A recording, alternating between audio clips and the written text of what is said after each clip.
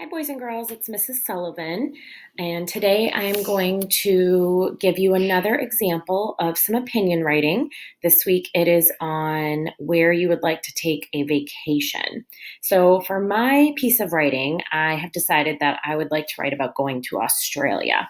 It's somewhere I've always wanted to visit and haven't been to yet, so that's where I'm going to write about. So, you can see we have the same organizer we've been using. The only thing I did differently was to add in a section for your reason and then a section for your detail sentence, which you should have anyway, but it just gives you a separate place to type it as a little reminder. And I added the transition word slide right to this slide. So you can see all of the words that you could use to start your reasons or examples or conclusion and whatnot. All right, so let's go back to this. And I'm going to start with my catchy lead, and I'm going to use some dialogue. So dialogue is something that someone is saying out loud. So I'm going to pretend that I'm on the flight and the captain is speaking. So I'm going to say, "Attention passengers, you have just landed in beautiful Australia." And I capitalize Australia because it is the name of a continent and a country. And I'm going to add, "Enjoy your stay down under." And we talked about that being a nickname for Australia. So there's my catchy lead.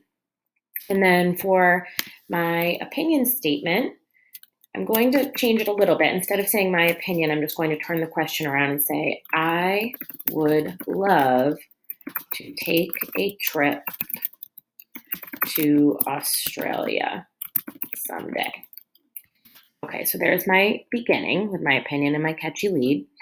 And now I've already worked out all of my reasons that I want to go there. So I'm just going to go ahead and turn those reasons into sentences.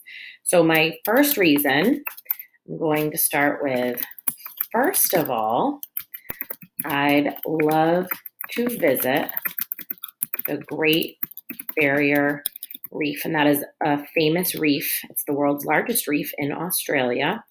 And my detail sentence is going to mention that. So here I'm going to type my detail sentence about the Great Barrier Reef.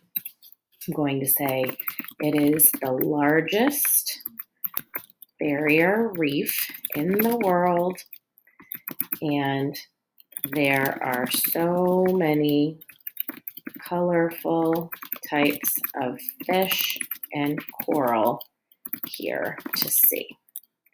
Okay, and just so you know, if you are typing and you kind of run out of room, it'll automatically bump you down.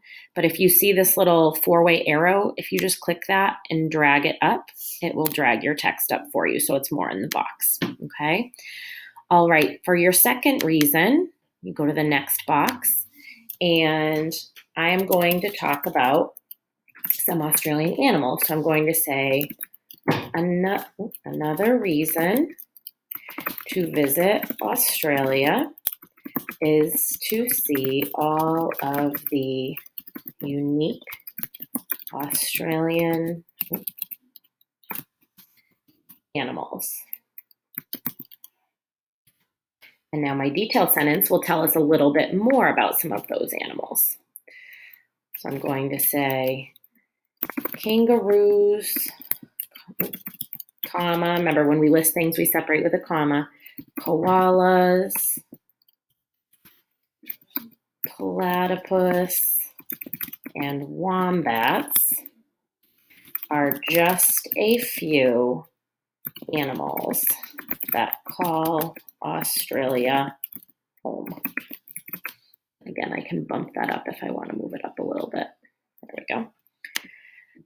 Okay, and remember, a lot of this information you can get from the videos that were on the Vacation Padlet on our link in our Google Classroom, if you want more information about the place that you're writing about. And finally, I'm going to head to my third reason, and I'm going to use "finally" as my word to start.